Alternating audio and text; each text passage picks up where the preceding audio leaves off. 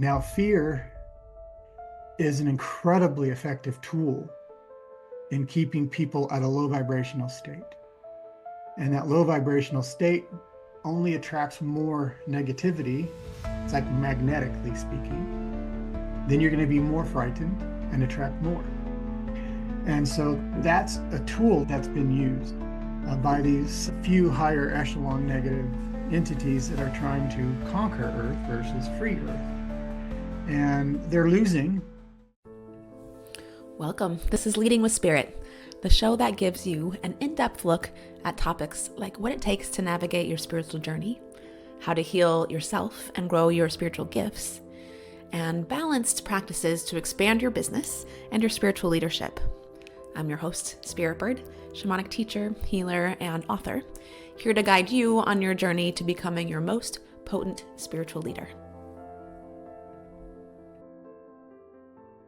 Hello and welcome back. Thanks so much for joining me and my guest, Chris O'Connor, today. Chris has a really fascinating and incredible story, and now he is sharing a device that he calls the DEEMS device.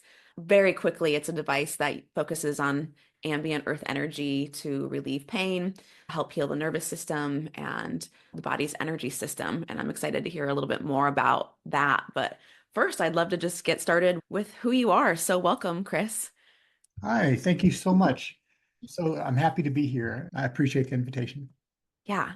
Yeah, I'm excited to play a little bit here. So for folks that don't know you and your incredible life experience, give me the short version. Okay, the short version. All right. Okay. Buckle up. Yeah. Again, long story short, I was born in 1968.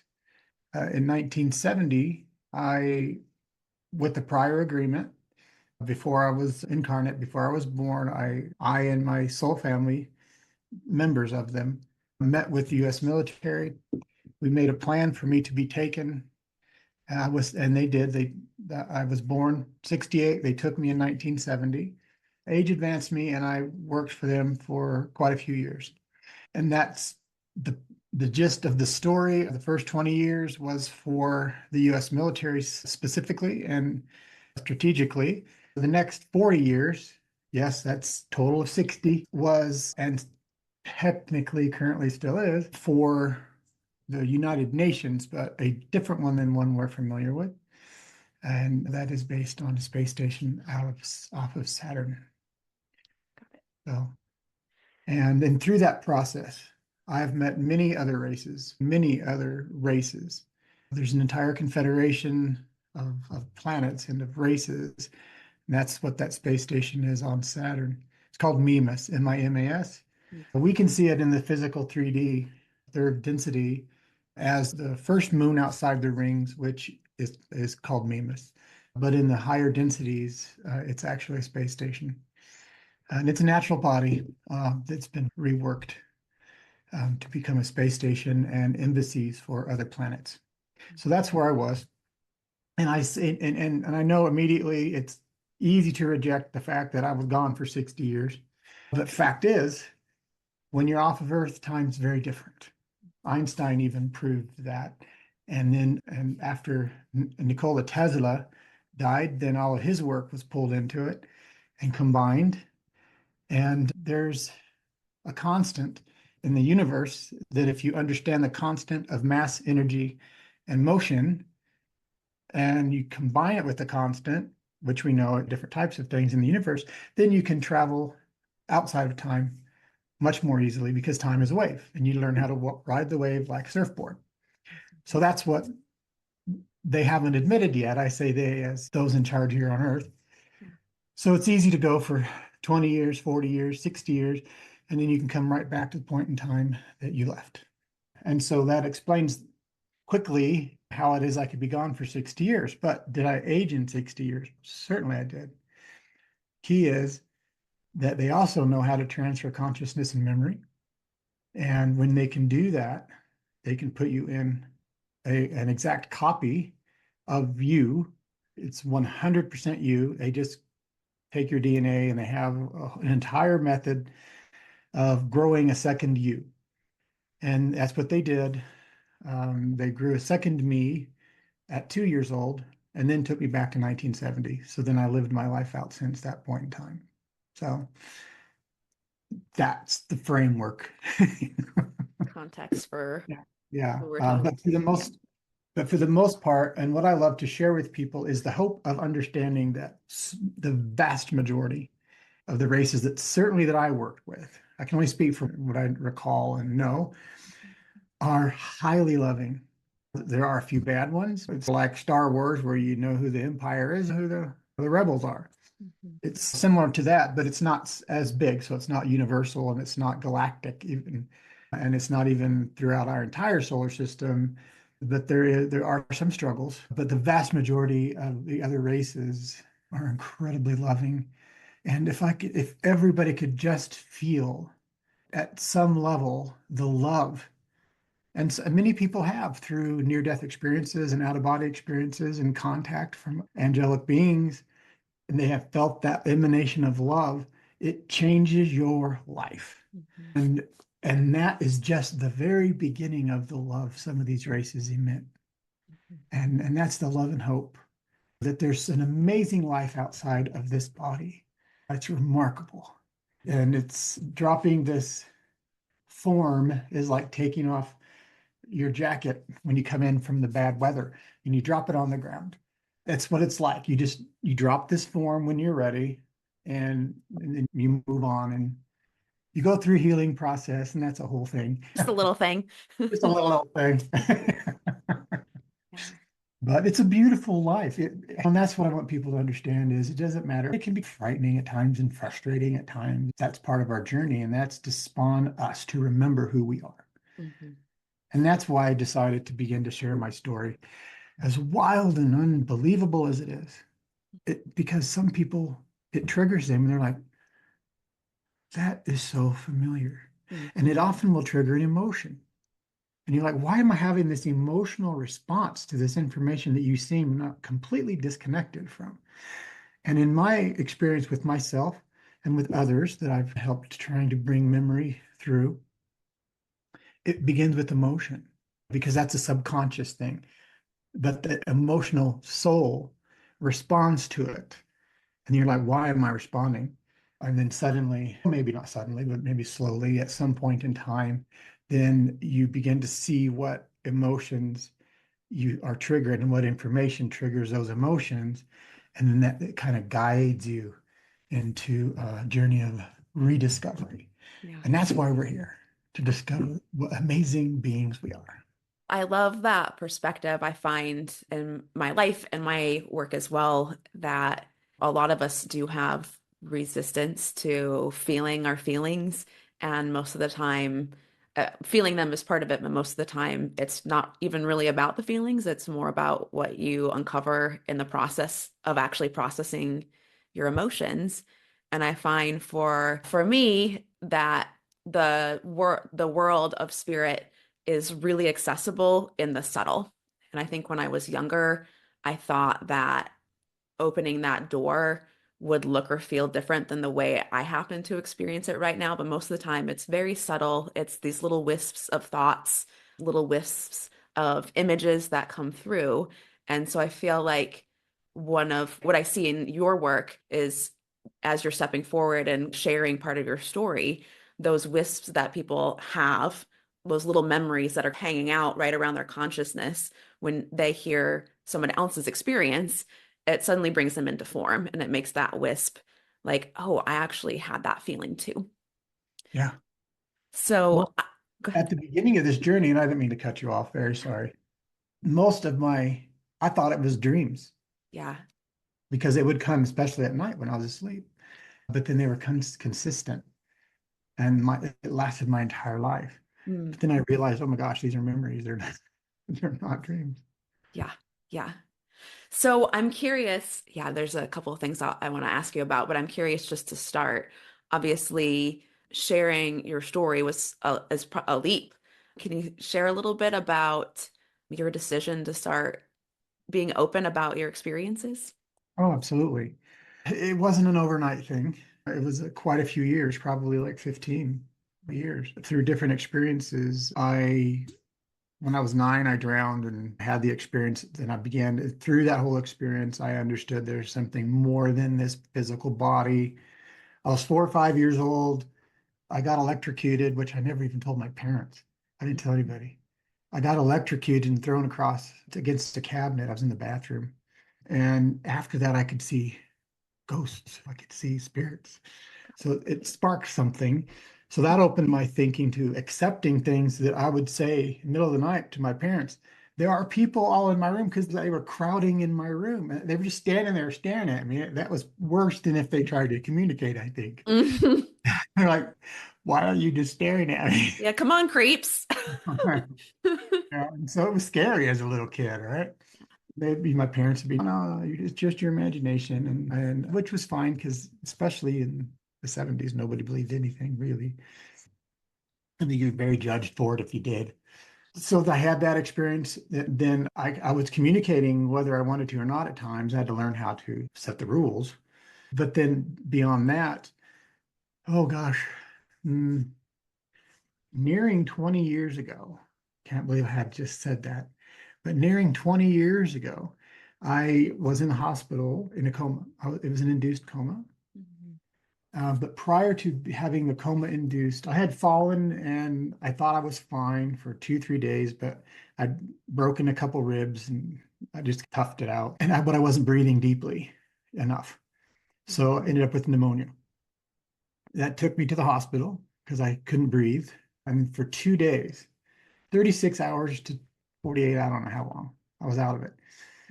I was conscious, but that single moment prior to being having the coma induced, the 36-ish hours, changed everything about me. Mhm. And what that reason was is because it took every ounce of my energy, everything I could muster on a level of base soul to take one breath. And I had to talk to myself and say, Chris, just take one more breath. That's all. You don't have to take two. You can quit after that. Stop breathing after this breath, and I'll be okay. And I was just so exhausted. And I would take one more breath and be okay, good for you. Now let's just take one more breath. And that lasted for 36 plus hours. That's a long time.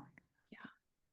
And I was so exhausted. I had a friend that was there almost constantly. And I told him, I said, listen, I can't keep this up. I'm going to die if they don't do something because I can't keep this up. It was just awful. It was just so exhausting. I couldn't move. I could barely speak. And I certainly had a hard time breathing. So they induced a coma. Gotcha. Through that experience, and I was in a coma for 8 days or something. And they didn't expect me to live or come out of it normal.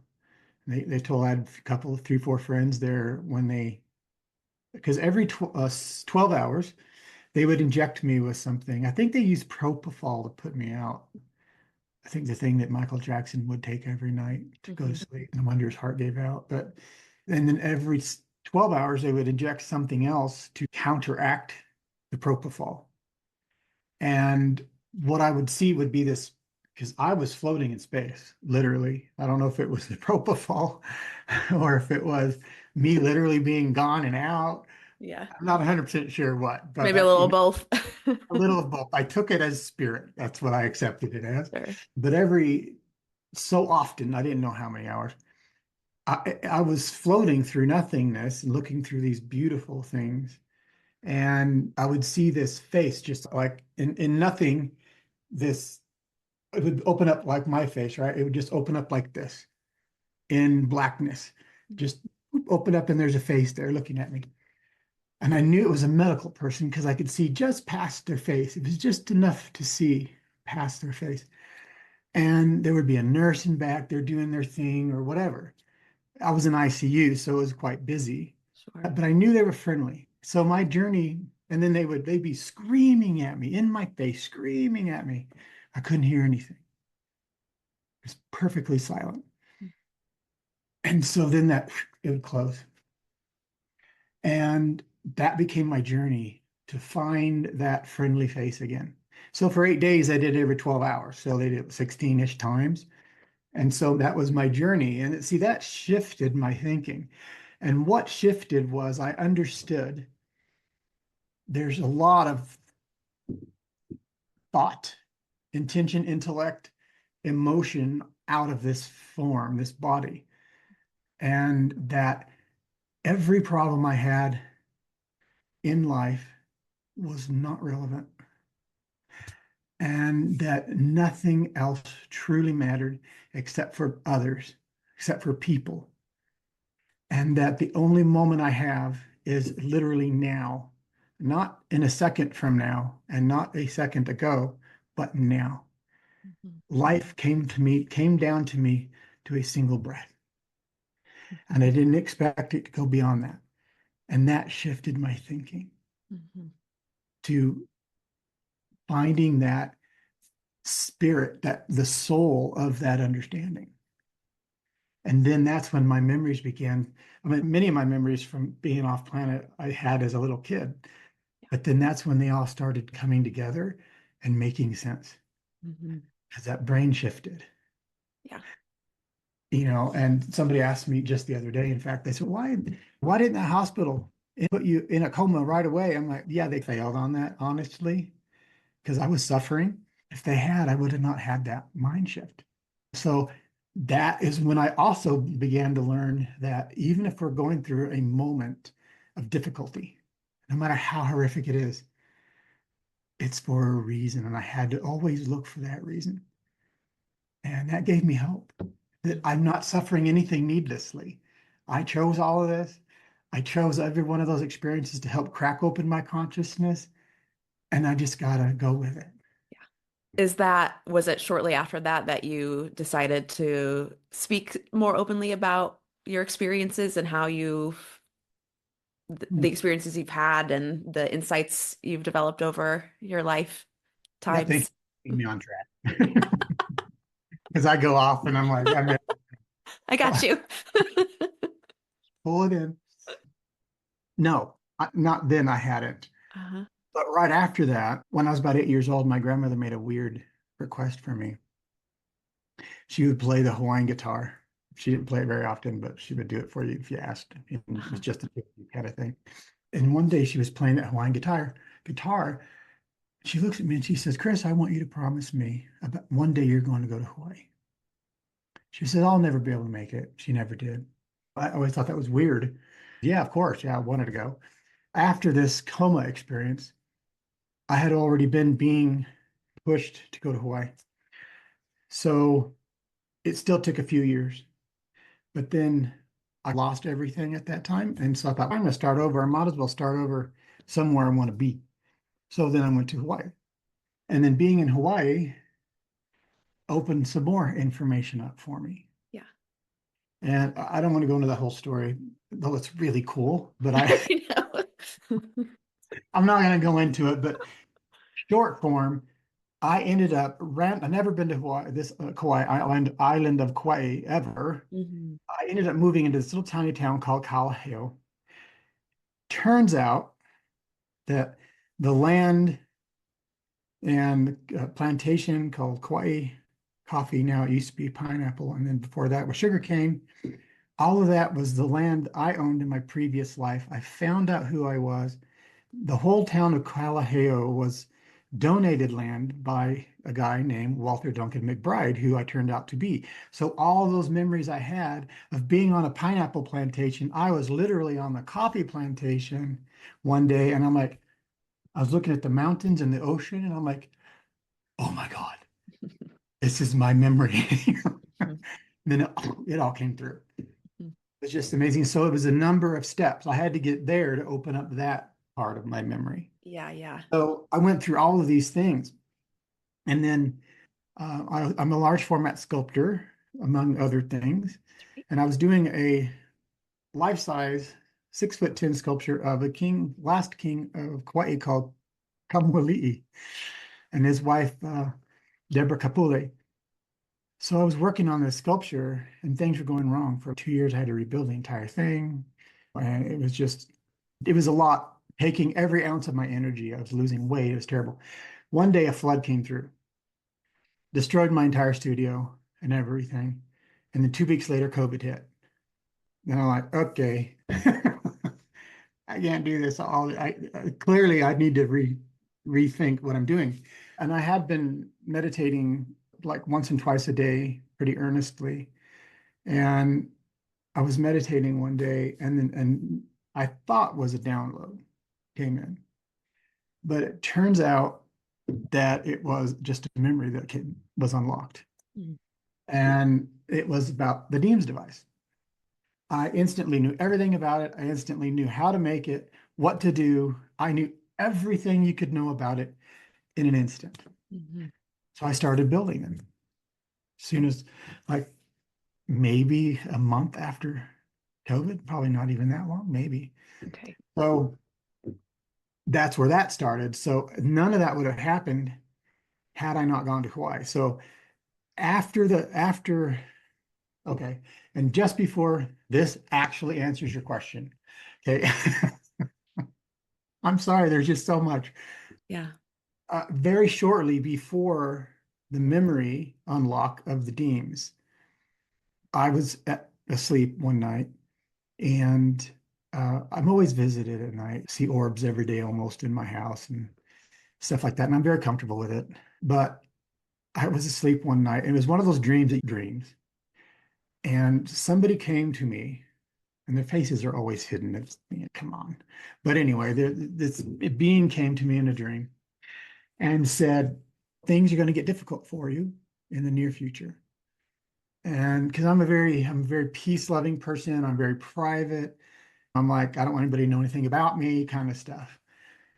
They said it's going to and meaning that it's not going to be horrific, but it's because of my personality, it's going to become difficult. Mhm. And they said, you now have an option. We will take you out of your body and we will replace you. And then that individual will finish your mission. And I got offended. And I'm like, absolutely not. Uh, I'm like, no way. And so, Not in agreement. yeah, that was not what I said. I agreed to do this. I'm going to do it. Got it. So that's the reason. Yes. Uh-huh. All right. That's a little bit of a nudge. Yeah. Just, I'm like, yeah, you're not taking me out. No, Uh-huh. I'm staying. But I'm really happy that happened because things are, everybody has a life, that things become quite difficult sometimes. Yeah. And even right now, there's some things that are a bit difficult. But then I have to remember, say, Chris, not only did you agree to come here and do all of this prior to incarnation, you even had a chance to leave a couple of years ago, and you said no, Mhm. and you were emphatic about it. So I'm like, okay, it helps me grab my bootstraps and take a deep breath and keep going. So it was a thing of service, really. Yeah. Yeah. Thank you for sharing. Yeah. Yeah, I have to comment, you don't need this because you seem pretty clear and confident with who you are and what you've experienced and what you're doing. And I just have to reflect for a lot of us who have spiritual experiences or do work with our gifts in some way, I think, or just have our neurodivergent in some way, we have a little bit of a complex around maybe being misunderstood or not speaking clearly or having the right words or going on a tangent. And I loved just hearing your story because even though you were not necessarily answering the question, the direct question, you did basically show us what it's like to space-time travel. And underneath all of your words is that kind of diagram to me of what you experienced. And I'm pretty sure some of our guests probably can notice that too. And I just wanted to name that a lot of times I think we can be hard on ourselves with not being direct, but that's part of how the magic works through us. yeah, because what I've learned, especially sharing my story and trying to have people achieve a greater understanding of acceptance, because that's, as a human brain, is super hard sometimes, then trying to explain certain things. I can't just say, oh no, you should have acceptance in all things, no matter who and what and when and where. You should always have acceptance because it's not your place to judge that. But often you have to go back and give a little bit of an example of why, and then maybe the way I did it, Yeah. because then people understand that it's not, that it's achievable. So it's really hard. And plus, there's so much stuff in my brain, Yeah. got to Yeah. filter it out. So I had an experience yesterday I have to share with you. About a month ago, I was having lunch with a friend of mine, and I think we got on the subject of dreams, and I was remembering when I was a kid, I had a uncle that really fostered my interest and appreciation for the dreaming. I think my cousin stayed at his house one night and I shared a dream and he was like, "Hey, that's significant." And actually, I found out later he contacted my parents and was like, "Hey, you need to encourage this." And so they ended up, I think maybe for Christmas or my birthday, they bought me a little dream journal and like a little voice recorder. And so all through my teenage years, I wrote down almost all of my dreams, whatever I could remember. And I was reminiscing about this with my friend, and my friend just got overtaken suddenly. And she said, "You need to look back in those journals. There's something in there that's really important." And she held the table. The message was coming through so clearly for her. So I was like, okay, cool. There's a lot of dreams, so I didn't think it was really practical to read every single one, but I had that little wisp vision of, oh, I'll pull one out and open the page and that will be the right message. I did that when I got home and I there were things that had some meaning, but nothing really clicked. Nothing felt like it was the message. And then I forgot about it until yesterday. I was in the room that has the journals. It popped back in my head. I had that vision again of opening a journal to a certain page. So I saw the book. I opened it up. I opened it up to this dream and I started reading it. And it was like a villain dream. I don't typically have a lot of those, but it was like being chased or pursued in some way that had to get away or had to save my family and other people. And long story short, the gist of it at the end of my dream was that when I actually gave up my fear, then it saved everyone. And I was like, that I think is the message that wanted to come through. Thank you, my little 14-year-old or 15-year-old or however old I was then or the older part of me for coming back to plant that dream so I could remember that message. And I thought that it was really timely knowing that I was having a conversation with you today because I was especially interested in your take on fear and how we talk about things and where I guess I probably have a couple questions for you, but when we start talking about extraterrestrial races, and also when we talk about spirits, there's a natural instinct for people to think about the bad ones. And often I see that fear shuts everything down. And I also notice the same kind of mechanism happens when we talk about, I don't really like the word conspiracies because I think it has a little bit of a negative connotation to it. But when you talk about extraterrestrials and the people in charge, this also can invoke a lot of fear from people. And let me just set you loose on that. What what comes to mind for you? Yeah, fear is a tool by the negative side because it's clear there's a negative positive polarity on Earth. Some planets don't have one or the other, but we have both in spades and we have tons of it. And that Earth is, as a side note, Earth is well known throughout the galaxy, at least, as being the place to go if you want to evolve spiritually very quickly. Interesting. A super difficult planet to be. In fact, one of my memories is talking to two people. This is probably, I don't know how many lifetimes ago, because my race is a race that helps manufacture suns. And so I was actually going through this holographic book showing them different suns. And I got to one page and I'm like, oh, and it made me think of Earth. I said, you ever heard of Earth? And they said, yeah, of course we have. I asked, have you ever been to Earth? And they said, yes, we have. I said, then you know how wonderful and terrible a place it is. Mhm. They're like, yes, we do. It's well known that Earth is a tough place to go. And the reason it's tough is because of the polarity negative positive. Now, the negative want to control, positive want to free people and bring memory so they remember who they are, bring their power back. Now, fear is an incredibly effective tool in keeping people at a low vibrational state. And that low vibrational state only attracts more negativity, it's like magnetically speaking, then you're going to be more frightened and attract more. And so that's a tool that's been used by these few higher echelon negative entities that are trying to conquer Earth versus free Earth. And they're losing. I promise you they're not going to win. I've seen the future and it is remarkable here on Earth, very positive. The Bible refers to it as the new Earth, but it's a fourth density Earth.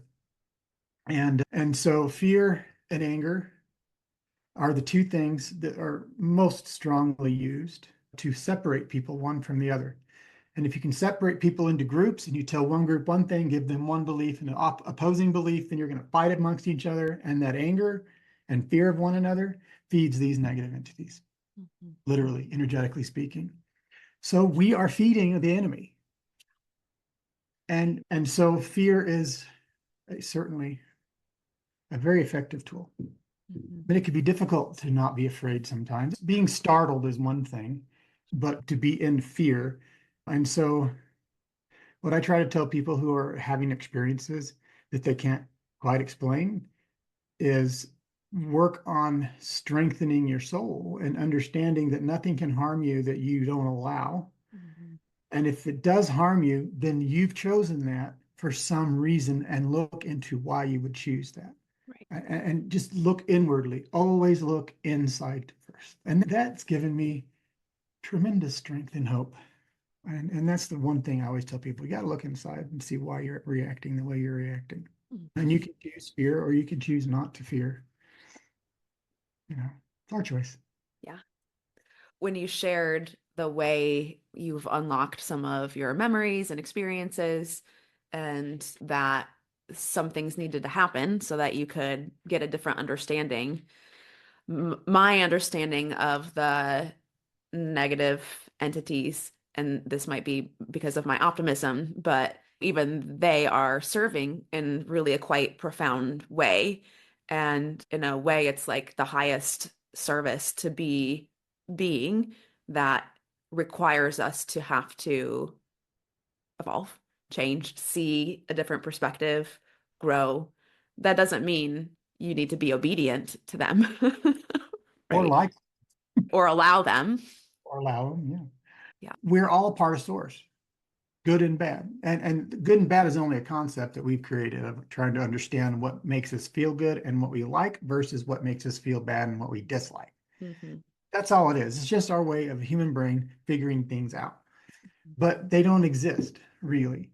And every single one of us have had, if you're listening to this right now, if a person has the capacity to hear words and process things, you've lived hundreds of thousands of lives at least. And so you've had many experiences. And many of those experiences, you were the bad guy. You were the one doing the terrible things. I have memories of doing that.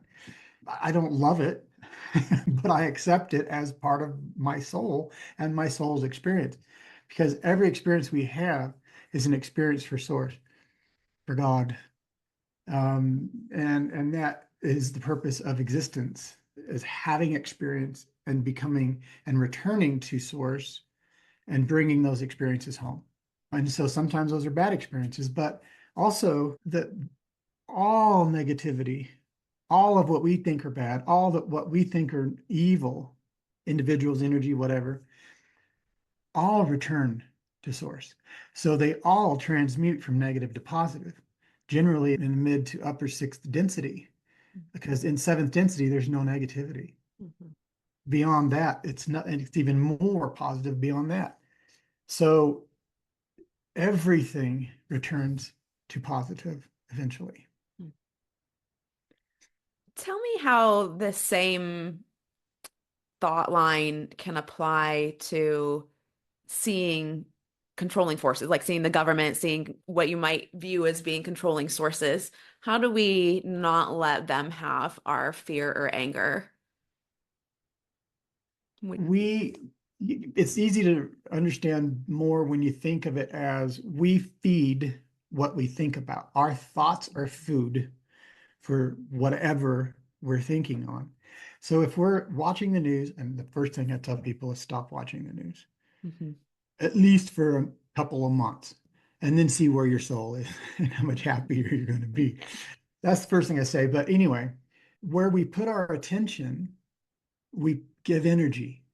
So if we're angry about who maybe the political figures are or what choices somebody has made in your life that affected you, and you're Mhm. just holding on to it and you're thinking about it, you're giving it energy. You are feeding it.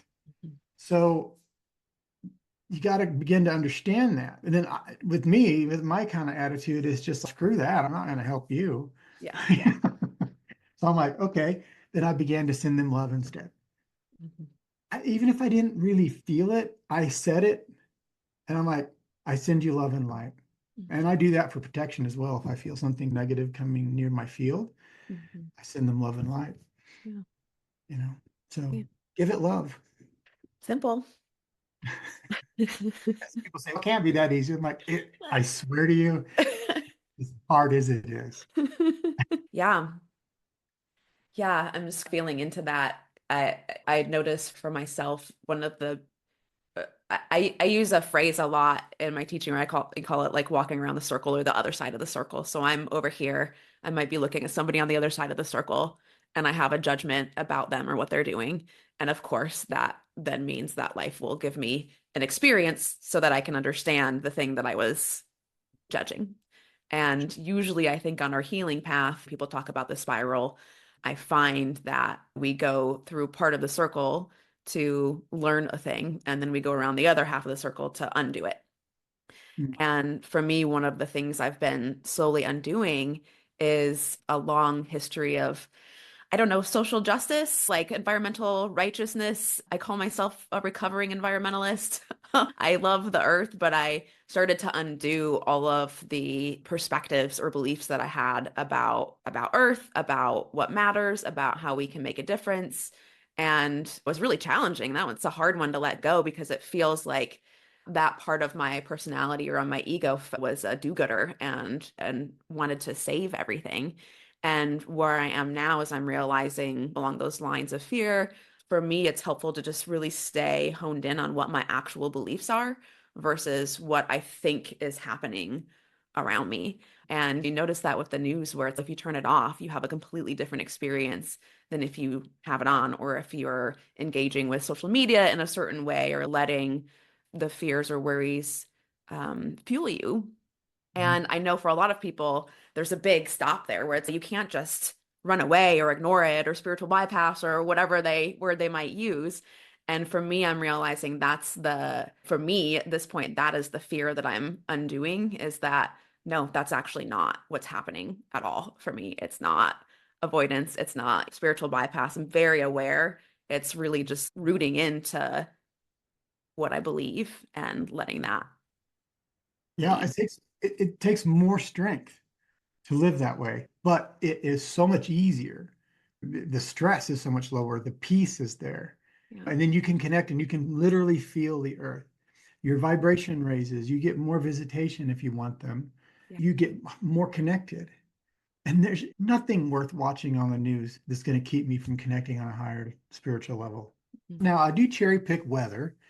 And when I was in Hawaii, I'm like, somebody will tell me a hurricane's on its way. So I never really worried about that kind of stuff. I was accused of burying my head in the sand. And I'm like, no, I do care about what happens, but I'm not going to put my soul into it. It's better Yeah. to live. And you realize that you become stronger as a human being when you're connected to the earth and the earth's energy. Yeah. Yeah. Tell me a little bit about the Deems device. Oh, yeah. The Deems, I gave the one that was on my desk away. That's one right there. That's Mm-hmm. silver. And then there's a gold version.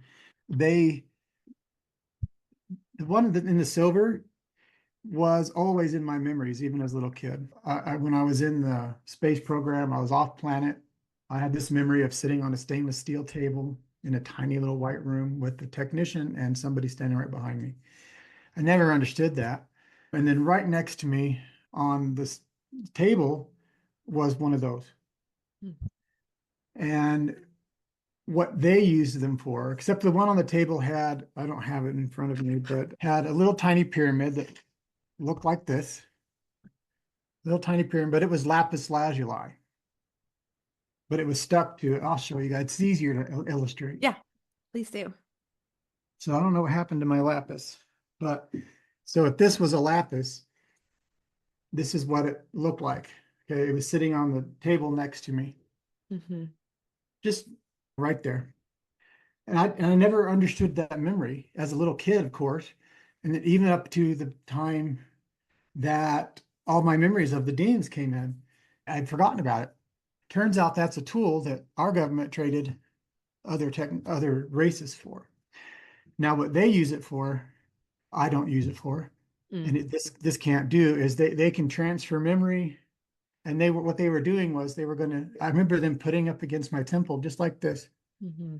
a little button on the back, and they would push that button, and that would create a signal that basically, without explaining how it all works with the pineal gland and everything, and the calcite crystals and all that fun stuff, it created a signal that matched the signal emitted by your brain. And then it was a stronger signal. So your consciousness and memories, everything was attracted to this now. So it popped out of your pineal gland. And then they can either take it and put it in storage for up to 2 weeks. And that's in the energetic cryosonic chamber thing. Or they can put it in a copy. It has to be an exact copy of you. They can put it in the body. So that memory was when they put me back in a 2-year-old. I remember them doing this. Once you push the button, then there was no more memories. Theirs is electronic and programmable. This one is not. And this one, all it does is this is a magnet, this round part. And this red dot is the North Pole. So this has 13 magnets in it coming down in this series, and that creates a field. So we have this magnetic field. Without it, it's just a round, just like oval shaped magnetic field. You put this on it, that magnetic field wants to come around. Do that, it bothers me. So it comes around, and that little chip right there. Anyway, comes around and wants to continue the circuit, right? Uh-huh. This magnet is polarized, so it pushes the energy that way. So north is here, south is here. So as it's coming up and around, it's pushing it out also. So it creates a vortex of energy. And that energy vortex is magnetic and piezoelectric energy, because this creates a piezoelectric energy. Our pineal gland, the calcite crystals in there, also create piezoelectric energy, and that's the nervous system energy and what our brain uses for the electrical impulses. So this works directly with the brain and the electrical impulses of the nervous system. And there's two ways to create piezoelectric energy. One is through crushing a crystal or putting pressure on it. That's what the pineal gland does, uses a spinal fluid, puts hydraulic pressure on these tiny calcite crystals, and then it creates a frequency and piezoelectric energy, and that is your life force energy. The other way to create piezoelectric energy is by, see, the magnet wants to do this. That's what it wants to do in the field. But I gently ask it to, I turn it and I secure it so that it's going against the field. And when you go against a magnetic field, like if you get two north poles and push them, two magnets together, you can't get them together. But if you can get them close together, you push them like in a vise or something, you'll get a spark of energy. Mhm. That's piezoelectric energy. So that's how piezoelectric energy is created in the device. So this one, because it works with the nervous system, it takes pain away. Maybe not instantly. I had one severe pain in my jaw a couple of years ago, and it took about 45 minutes, but then it was totally gone. Mm. Just went through surgery with my foot. This was in the surgical shoe for days, and I had zero pain. Of course, part of that's neuropathy, but then if neuropathy, you have either no pain or severe pain. You don't have anything in the middle. And so it truly does work with healing because it also stimulates cellular growth and works with the nervous system. Yeah, that's the Deems device in a nutshell. Cool. Interesting. Also simple. It really is. One thing I've learned, because I remember a lot of technology from being off planet, it's always really simple, remarkably simple. I saw this one engine. It was a anti-grav but interstellar engine. And it was only like this big, right? And it ran this entire ship. And it was just a clear quartz pyramid with the bottom cut out a little bit inside, so that a big ball of, I don't know, looked like stainless steel, but I don't know what it was in there. And there was mercury spinning in it, and the way they were shooting different energy at it, and that ran the entire ship and took it from one galaxy or one star to another. So it was super simple, and it's always magnets and crystals. All the high technology is in some form, Yeah. crystals and magnets. Interesting. I'm so curious when you've channeled or remembered devices like this technology, do the physics come along with the memory? Did you have a background in it, or do you tend to research after you remember? It's a combination. Yeah. I did research. I began, like I said, I did large format sculpture. I did dinosaurs, full scale dinosaurs, and stuff for museums. That requires a lot of research, so intense research, because you got to deal with scientists and they have to be exact. So I became very familiar with and comfortable with doing pretty intense research, like with the Deems and with I question everything. Even if guidance comes in and gives me something, I trust it, but I still question it. Love. I did begin to do some research on the federal government's websites themselves, National Institute of Health, the Library of Medicine. And there are things in there that if everybody knew this, and that's why I started to build it, because I'm like, why is nobody building this? Why? Because the government themselves say it's called intrabuccal, but if you put a magnet, a neodymium magnet, a powerful neodymium magnet on your cheek for long periods of time, there's 4 kinds of cancer they saw that it healed throughout the body just by doing it. Mhm. And if you have pain in your hand and you put this over it, it works really well with arthritic pain. It the pain goes away sometimes instantly. And I've had many people say, "Oh, I was just the other day I was doing an energy session, a healing session on someone, and she's like talking about how painful her wrist was. So she was lying there, and I was just holding this on her wrist, and I said, "Okay, now gently move your hand just to where it begins to hurt and stop, and then come back and do it just do it real gently." And so she was doing that, and we were just talking, and like after a couple of minutes, she goes, "Oh, it feels better." And she's moving her hand further, and then not even 5 minutes later, she goes like, "Oh my gosh, the pain's gone." I'm like, Wow. "How it works?" You're welcome. Yeah. But really, what it is partly it's our own intentions, because the intentions and thought are energy, and that's really what the entire universe is made of, is thought. And that energy of thought, that frequency of thought, um, is amplified when you're using this. So Yeah. that's why people started using this in ways I never even ever thought would happen. Some of that is they use it on animals. I have some veterinarians that use it, holistic vets. Mm. And but also people are using it for meditation. And they say that their meditations go incredibly deep after this when they use it. I find that to be true, but it's all about your intentions. It just helps. Whatever you intend to happen, it just helps you do it. Magnifies it. Yeah. That's in, sorry, go ahead. No, so that's really all it does. Yeah. Just it just magnifies what energy is there. Uh-huh. Yeah. So you have communicated with or encountered, I don't know, over 100 different extraterrestrial races, I guess probably for lack of a better term. And I'm sure there's lots of interesting stories in there. I'm curious if you could share maybe one or two favorite memories that come to mind to you right now. Sure. There's one I'll even show you guys. Oh, cool. Great. There's a couple of entities that I remember very closely. One of them, and I don't remember their names. I'm really bad. Even in life now, I'm terrible with names. Not my strength either. This is one Okay. guy. It's hard to see, focusing on a phone, but his name is Jigadim. He was my friend for years and years. I met him when I first got to Mimas, and and after that was 40 years. And he still pops in once in a while. I haven't seen him in quite a while actually, but I can still feel his resonance. He'll come in, and Mm. we were real close, really good friend. And then there was another number of other entities that I remembered, and I've started to draw them, but it just takes forever. Yeah. Here's another one, another race. It's Mm-hmm. because I remember him at an angle. They have, like you can see, the shape of a cobra, but then I wish you could focus because it's actually a little more detailed than that. But Gotcha. and then they have this proboscis that comes down like an elephant seal. And these entities are super loving.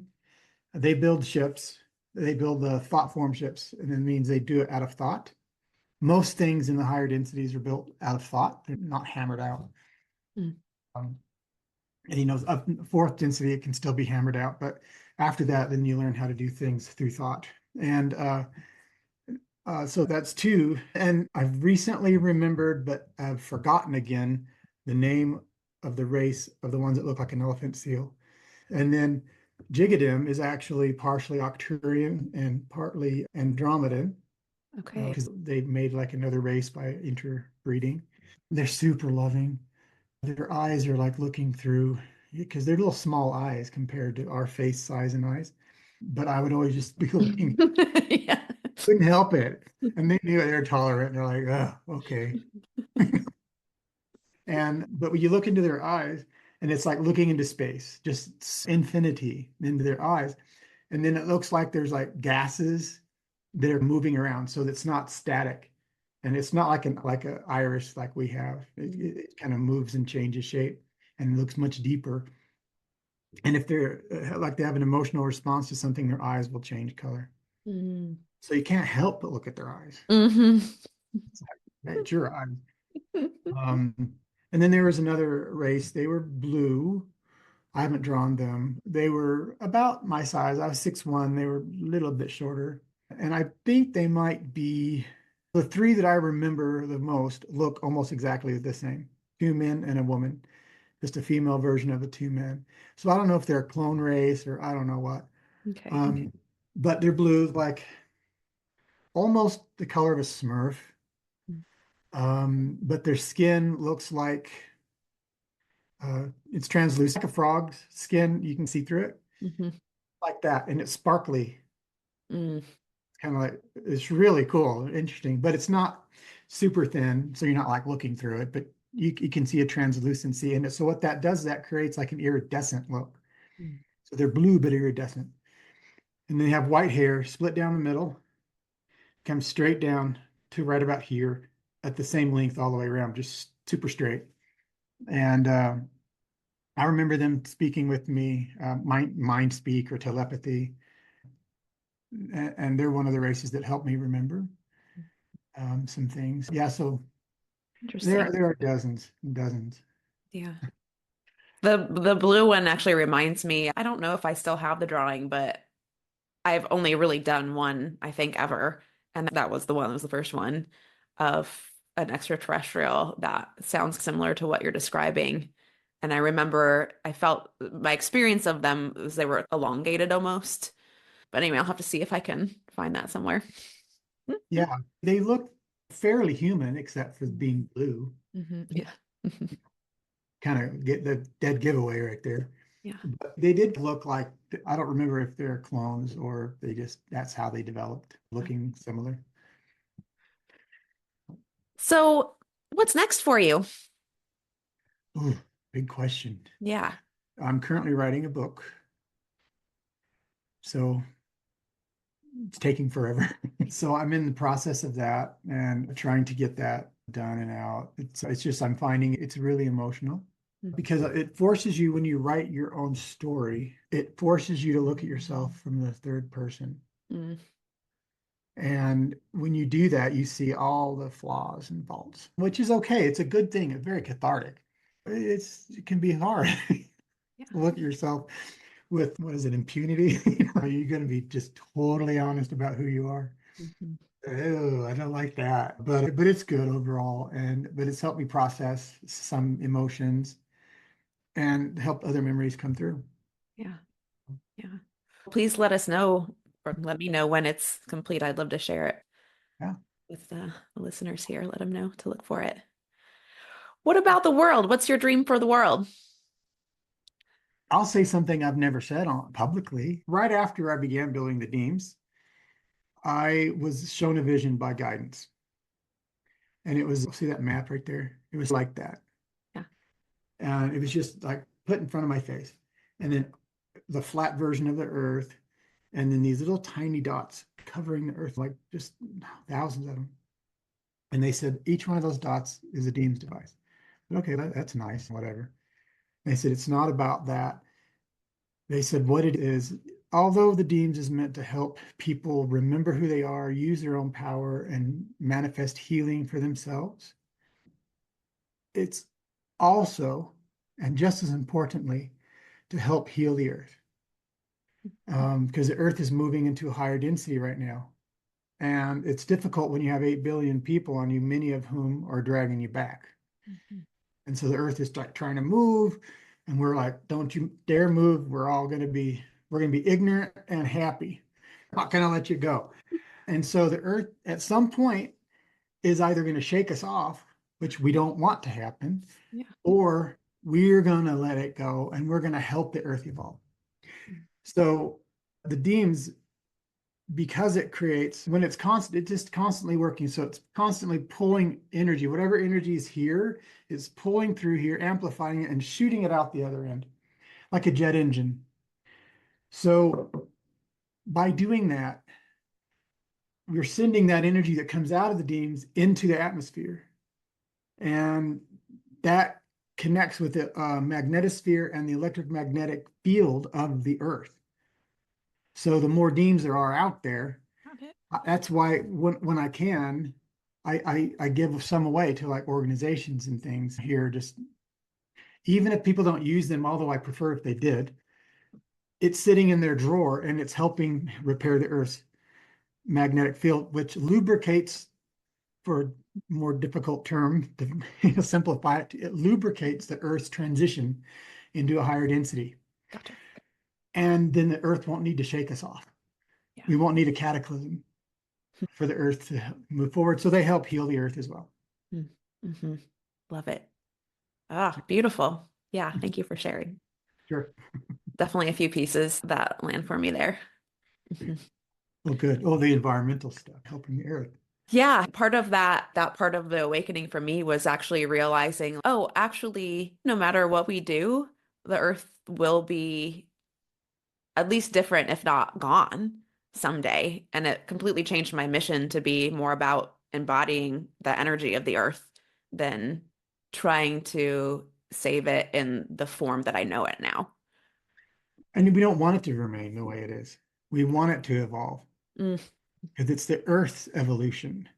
yeah. Same with the human race, and as an individual, we're all evolving spiritually, hopefully. But the race is definitely evolving, and that's what's going to help Earth. And the Earth is also evolving. It's going to move on with or without us.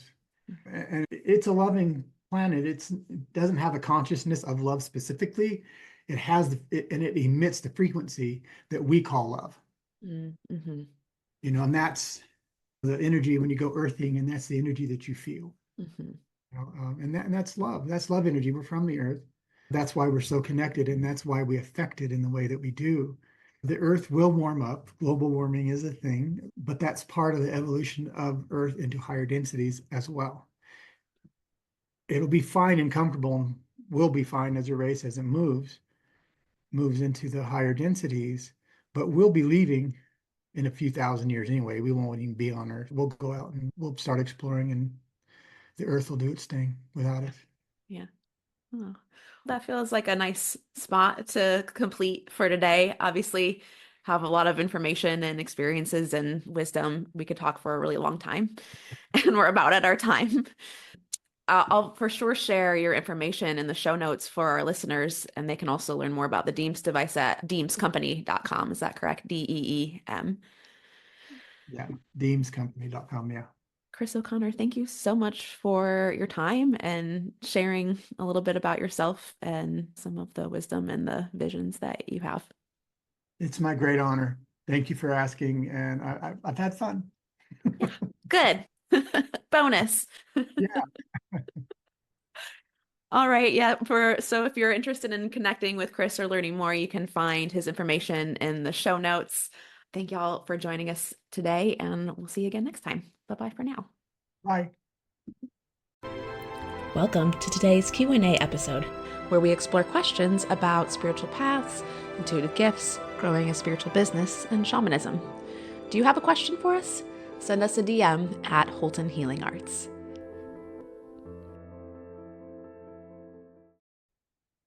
This question is from Melissa. She is part of the Leading with Spirit Facebook group, and her question is, how do I find my gift and help others find theirs? I, of course, love this question. This is my specialty area and one of my favorite parts of our spiritual journey and what we're here to discover. And in the spirit of simplicity, I would say the way to help others find their gifts is to use yours. And how do you find yours?